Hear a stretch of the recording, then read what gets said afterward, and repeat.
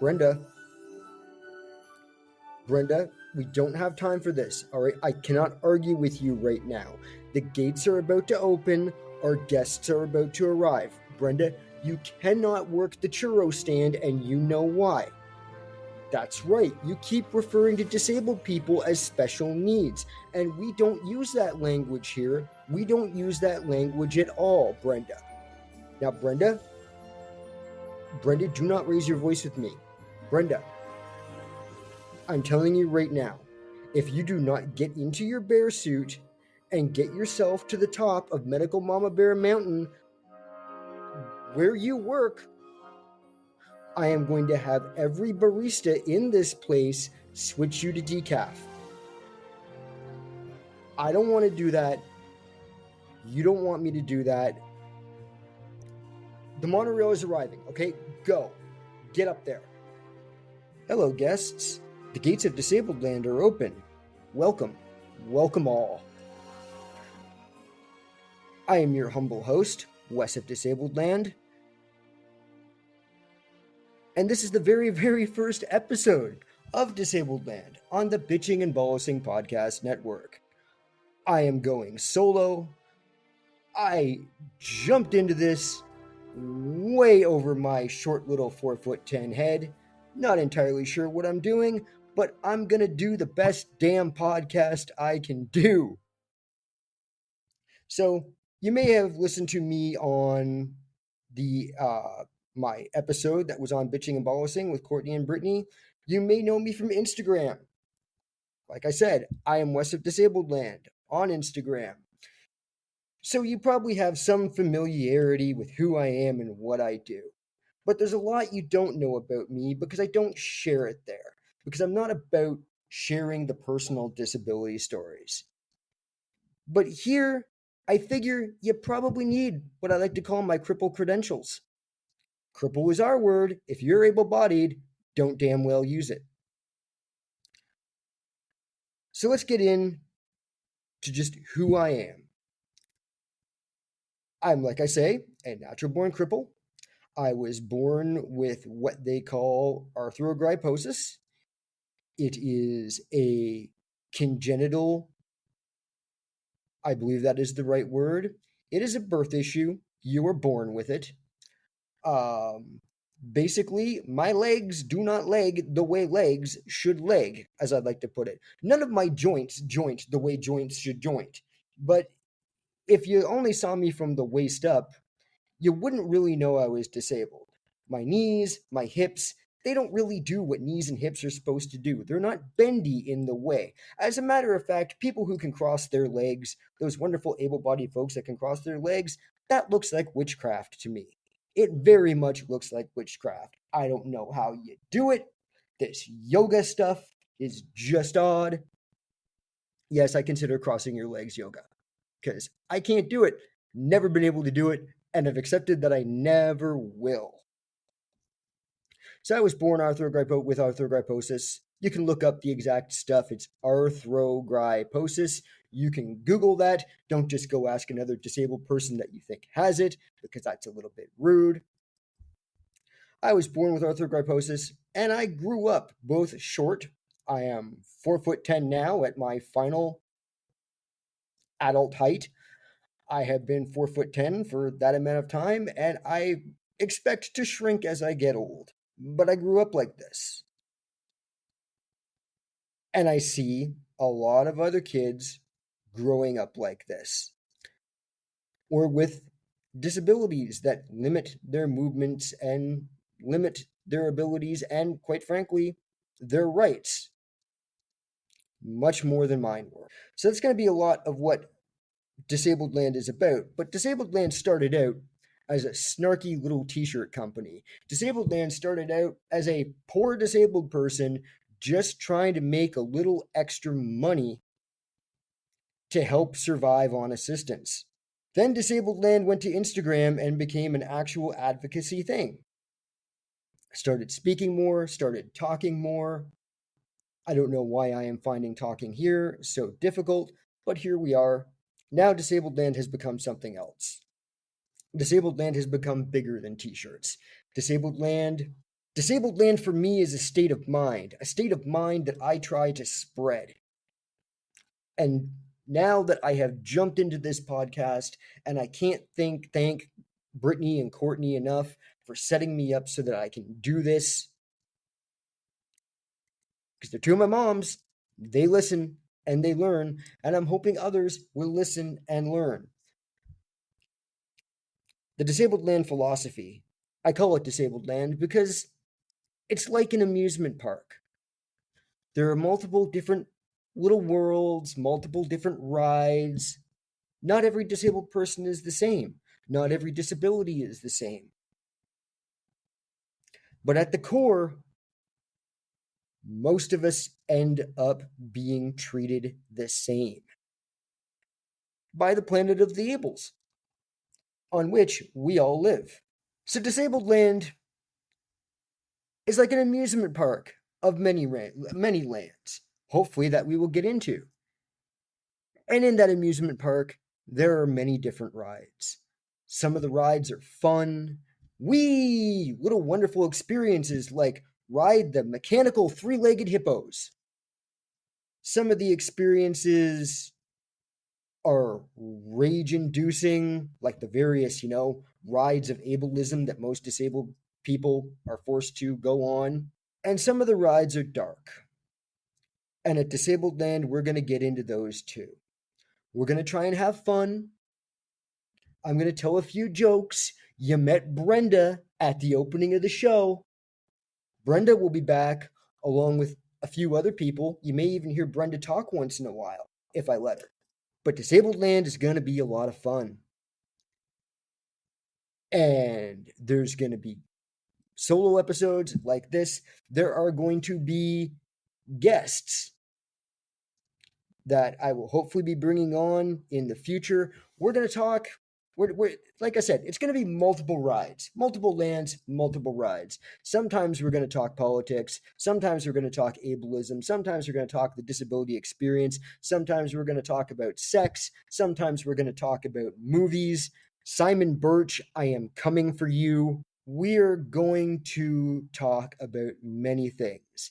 Sometimes my guests will be disabled. Sometimes my guests will be abled, either as caregivers or parents.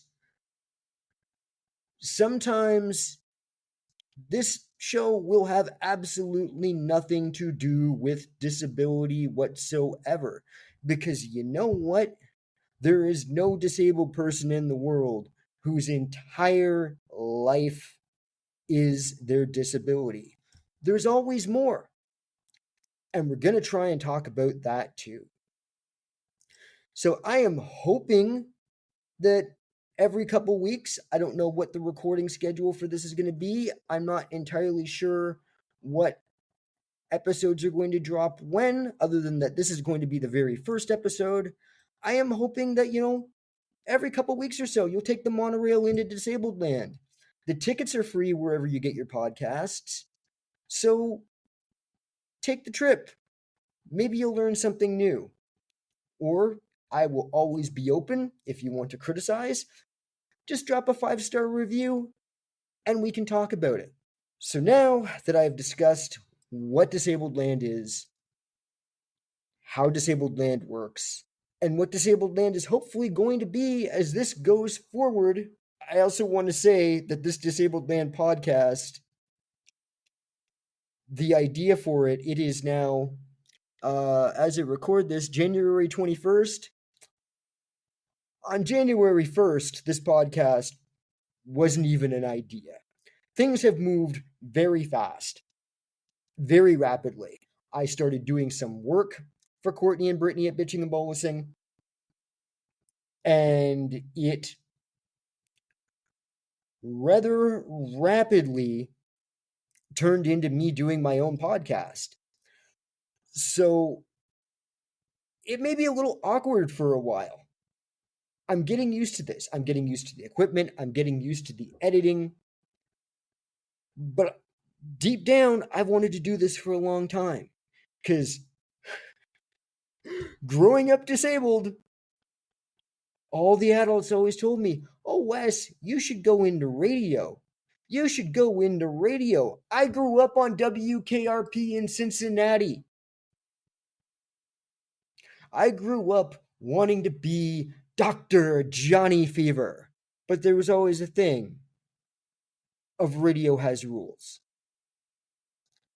And like all too often in life, the rules are written by the able bodied. Because this is still disabled land, may be its own little thing, but it still exists like everything else on the planet of the Ables. And we will get into that too as the podcasts go on. But yes, as I have yattered on about what disabled land is going to be and who I am, I think it's time to actually get into the show, get into the body of matters, and let's talk about the little boy in the paper. When I was starting this, when I was trying to figure out what I was going to do, for the very first episode, I had this great idea. It was going to be Disabled Land, Episode 1, The Phantom, or it was going to be Disabled Land, Episode 1, The Disabled Menace. It just seemed to make sense. I'm a Star Wars fan. I was a Star Wars fan. But as always happens with me, the best plans get derailed. And I knew I had to talk about this, and I knew I had to talk about this straight up because it is the most it is the core of what I believe, the core of my work, the work I do. It's time to talk about the boy in the paper.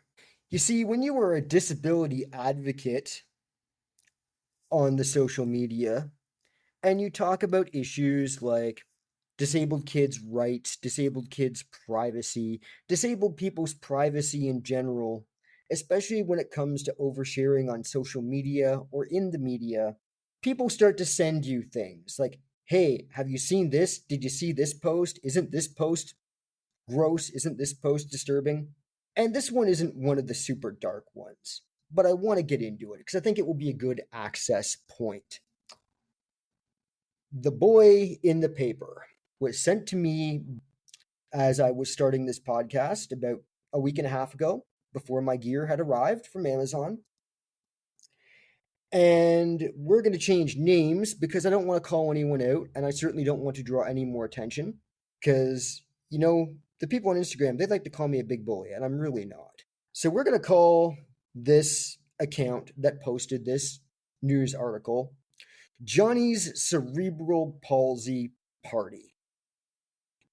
Now, that is a fictional account as far as I know, but it tells you everything you need to know about the kind of accounts I deal with. And if you're in the disability community, you know exactly what I'm talking about with these accounts. Johnny's Cerebral Palsy Journey is the story of Johnny, and Johnny is a little boy with cerebral palsy. You know that because it's Johnny's Cerebral Palsy Party. I know I said journey, but it's party. Johnny's Cerebral Palsy Party. And Johnny is getting a very hard surgery soon. We know this because it's been expressed on the Instagram, because the Instagram is all about Johnny. And I make a big deal about it being Johnny's Cerebral Palsy Party because you see these accounts all the time. He's not just a child. He's a diagnosis. He's not just a disabled child even, living his best life. No, he's a diagnosis. And if we don't tell the world right there in his name what he has, are we even advocating for disabled people? So Johnny's Cerebral Palsy Party posted a photo of an article because Johnny was in the news. Johnny got his own article in a newspaper, in print, and we know how rare print is these days. So important. And I know you're thinking, oh, that's so sweet. They did an article about Johnny and his cerebral palsy party. Isn't that wonderful? But here's the thing. The highlight of it, and I am Also changing the article a little bit, full disclosure, because once again, I want to try and hide who Johnny actually is. The headline of the article is Johnny just wants to walk like his homies, his buddies, his friends. Johnny just wants to walk around and run and play like everyone else. Now, don't get me wrong. That's probably true. When I was his age, oh, and I should also say, Johnny has cerebral palsy. He cannot walk independently. He walks with a walker. Full disclosure, I have always been able to walk independently, but not independently well. I walk with a heavy limp on both legs. I fall down a lot. I can't really run. Minus the walker, I can identify with Johnny. I can identify with what Johnny is dealing with. So I am in no way making fun of Johnny. And Johnny has every right to want to be able to be normal, want to be able to be able bodied, want to be able to run with his friends. And yes, I do use terms like normal, and we will talk about that down the line. Johnny wants to be able to run with his friends. But the article, making that the headline, automatically, they can't help themselves but try and make little smiling Johnny an object of pity. Because, oh, this poor little disabled boy, he just wants to be able to run around with his friends, and he can't. Isn't that sad? And then there's the other side of it. Isn't it so inspiring that he just keeps trying? Look at him in that walker. So we get two kinds of media porn here. We get inspiration porn in the, oh, he's so brave, and we get pity porn. Isn't it so sad? Because disabled lives can only be two things. They can be pitiful, or they can be inspiring. They can make the able-bodied feel so much better about themselves and so lucky for all the mobility they have. Or, oh, he's so inspiring, he just keeps trying, and it leads to things like, well, what's your excuse? The reason this article existed was because Johnny is about to have a surgery, which is another thing I can identify with. I had multiple surgeries. Johnny is about to have a surgery so that he can hopefully one day walk independently. And it is going to be a very hard surgery. It is going to be a very painful surgery. It is going to be a very long recovery from that surgery. And the family is in the news. Johnny is in the news because they have a GoFundMe, because they need to raise funds for this disabled child to try and become more able-bodied and walk independently, because it is going to be a massive financial drain on this family to do this. Because this is another thing that happens. Disabled people are used as charity. Disabled people are made into objects of charity, objects of pity, objects of inspiration. This is what we are. So rich people and large global companies that don't want to pay taxes and make everything harder by not paying their share, not paying into healthcare systems, not paying into care systems, not paying into social safety nets in any way, force disabled people and families of disabled people to basically beg for charity in order to get the things that they need. This is what is happening to Johnny right now. You have a family having to go start a GoFundMe, and you see it all the time. Hell, GoFundMe is practically the new health insurance. It doesn't have to be like this. No disabled child should have to be in the news to be inspiration porn or pity porn in order to get the things that they need. No family of a disabled child should have to beg for charity. And I'm not coming down on this family for doing this. I don't like it. I don't like the way the article was written. And there was only one way the article was going to be written because the media only knows one way to write these articles. And I'm not happy about it. And we'll get into another piece of this in a second. But no family should have to do this. There is more than enough money to keep Johnny and his family together throughout his surgery, together throughout his recovery, to get whatever Johnny needs to have the most able-bodied life possible. But no, we make it a charitable thing so that mostly able-bodied people can make themselves feel better by, oh, I didn't pay taxes, but I gave money to this little disabled boy who needed a surgery. So once again, inspiration and pity. Disabled people are made into something to be either inspiring or pitied, objects of charity. If I am repeating myself, I'm sorry, but these things need to be repeated. The other thing, and I wish I could speak to Johnny because this hit hard. This hit so hard. The quote from the parent, one of the parents, was, "Johnny is going to be the class clown. His sense of humor helps with his disability and his therapy." This hit like a ton of bricks because I was the funny one. Many disabled people are the funny one. And they think, oh, it's so great. They get by on their sense of humor. Isn't it wonderful? He has such a good sense of humor. He always has such a big smile on his face, and he's always telling jokes. Do you know why that is? Do you know why so many disabled people are always trying to be the funny one, especially when they're little kids?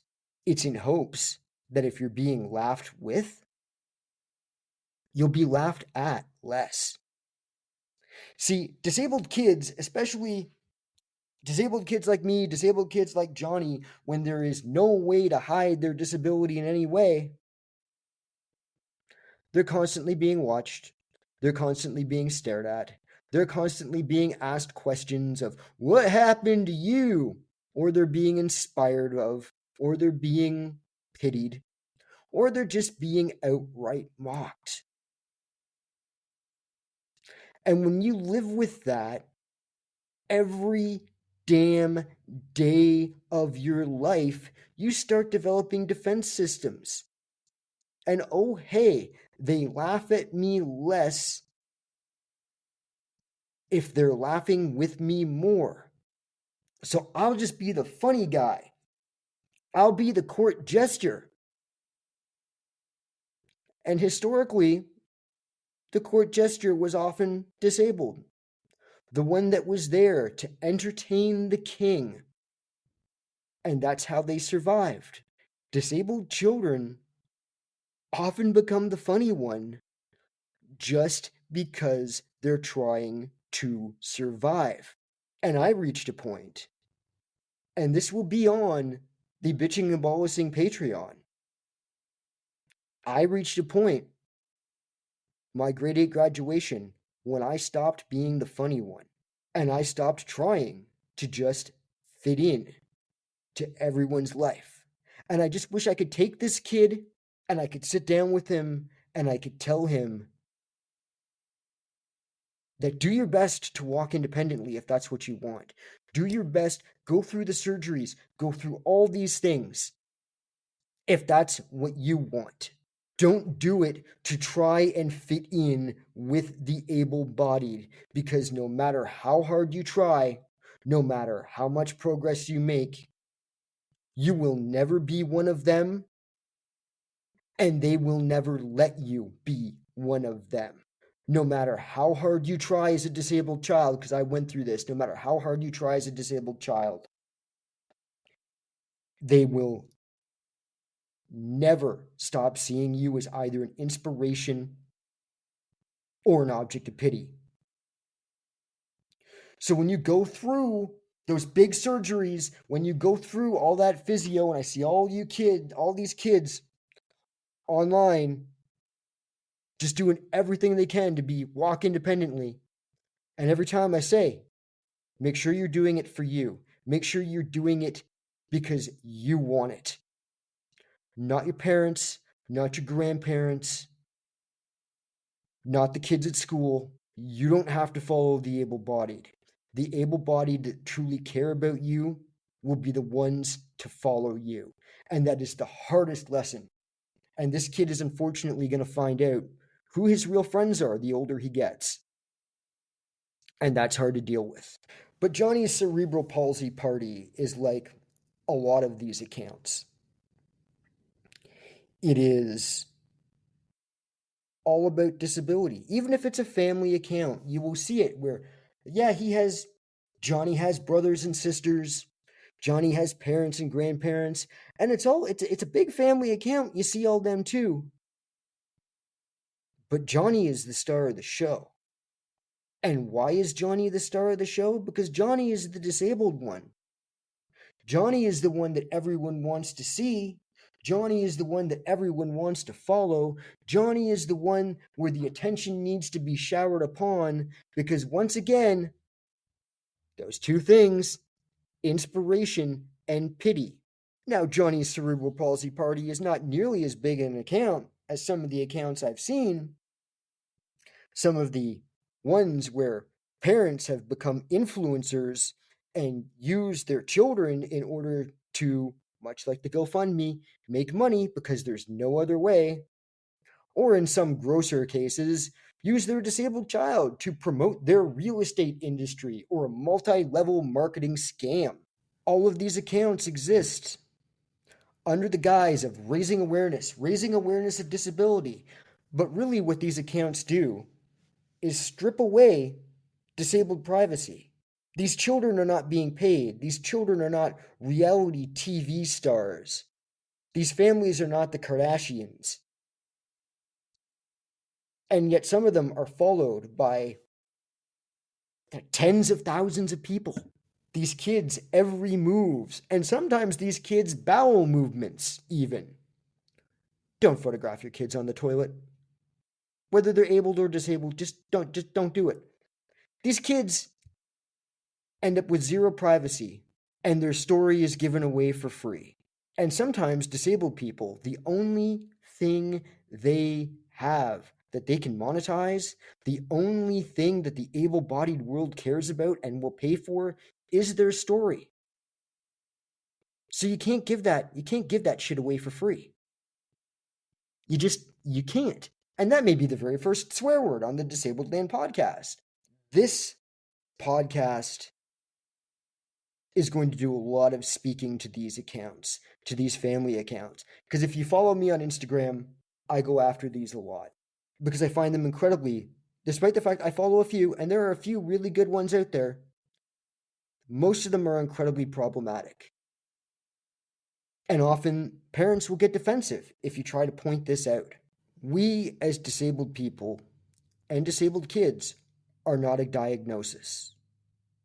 If your child has autism, you are not an autism mom. You are a mom. Your child has autism. If your child has cerebral palsy, you're not a cerebral palsy mom. You're a mom. Your child has cerebral palsy. You are not raising a rare disease. You are raising a child. And these are going to be the lessons that are going to come up again and again in Disabledland. Episode to episode.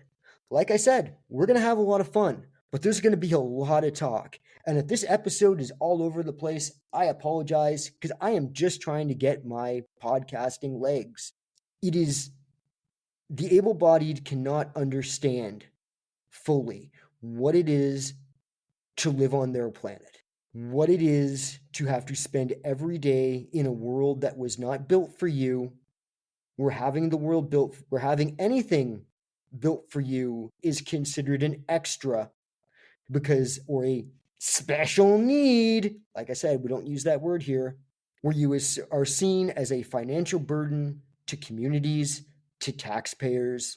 It is hard to be here for a disabled person, and the able-bodied can never really understand that unless something happens and they end up being like us. Disabledland is going to teach some hard lessons, and a lot of people are not going to want to listen. Disabledland is going to speak some hard truths, and a lot of people are not going to want to listen. Disabledland is going to be a lot of things. Disabledland will not be boring. Disabledland will be a lot of things. It will mainly be outspoken. Because I have a privilege many disabled people don't. My disability has not affected my voice. My disability has not affected my ability to speak. If you're able-bodied and you're listening to this, I can speak like you. I can be brought into your ears with this podcast with no difficulty whatsoever, other than I just haven't quite found my podcasting rhythm yet. I can speak the way you speak to us, if necessary. That is my power as a disabled person who has that privilege to speak. And I use it. I have used it my whole life. I have never backed down from a fight with someone. I have never backed down from an argument. And since a very special day in the 8th grade, I have refused to eat shit from any able-bodied person for any reason. I am a disabled person that talks back. I am a disabled person that will always talk back for as long as I am able to do it. And I will fight for the rights. I will advocate for the rights of any and all disabled people that can't, including disabled children. And I will try to make the world better for kids like Johnny's cerebral palsy party, in hopes that one day his Instagram can just be Johnny's party. Or in hopes that he can shut down his whole Instagram altogether, if that's what he wants. In hopes that he can never speak about disability, if he wants. Because what the able-bodied love to do, more than anything else, is they like to make it all about them. And if you're disabled out there, you know what I'm talking about. They will do everything possible to somehow make your disability about them, how it affects them, and they will always remind you that it is their planet and you just live on it. Well, Disabledland is a little cutout from the planet of the ables. Disabledland is where we survive and where we thrive. Disabledland is where we'll speak out. And I will not go quietly the way so many disabled people are offered the opportunity. I will speak up with my dying breath. And with all that said, as I am probably rambling in my first podcast nervousness, let's jump ahead to what's coming. Let's talk about some of the things I'm going to be covering. We've talked about the many rides on Disabledland, but let's talk about some actual topics that are going to be doing. The very first movie I'm going to be covering is Todd Browning's Freaks. And it is a wonderful disability revenge story. It's going to be coming in season 1, and I've got a very special guest coming in for that. We're going to talk about Timmy at some point, the famous South Park character, and why he's not the little weapon that trolls seem to think he is. We're going to talk about growing up disabled, and we're going to talk about having kids in your life that are able-bodied and for you have no reason to think that they could possibly be disabled whatsoever, and the internalized ableism of just being so grateful that they're not, and the weird little internalized ableism fears that come up, because I have both a nephew and a niece. We're going to talk about my work as a background actor in the Toronto filming industry. We're going to talk about life in Toronto. We are going to talk about disability sex. We are going to talk, if possible, about disability violence, but not about disabled folks as the victim. We're going to talk about some disability true crime. I am really hoping, I am looking for those stories, but where we are the criminals. We're going to talk about able pleasing.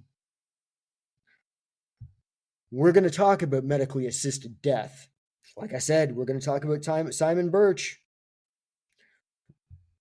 There is so much that I have coming in this. And if you've stuck with me for probably the last 35 minutes, I thank you. I am going to end this now. We're going to hit the music. And I really, really hope that you will come along for one of the many rides on Disabledland. Even if you just pop in every few episodes. West of Disabledland. If you are disabled and you can hear this, just stay alive. Just stay alive. Disabledland out. Oh, wait. One last thing. I almost forgot the most important part of a podcast. The information at the end. You can find Courtney and Brittney on Instagram at bitching_and_bolusing. You can find me on Instagram at Wes_of_disabledland. You can go and shop the Bitching and Bolusing merch, and there will be some Disabledland merch there as well by the time of hearing this, at bitchingandbolusing at threadless.com. There will be a Patreon for Bitching and Bolusing by the time this is recorded. You'll be able to find the information. If you want to make a donation, become a monthly member, get special episodes. I'm not sure what else we're doing, but we're working on it. And yeah, all that stuff. There's more. If you find those, you'll find the rest of it. Disabledland, really out this time. Bye.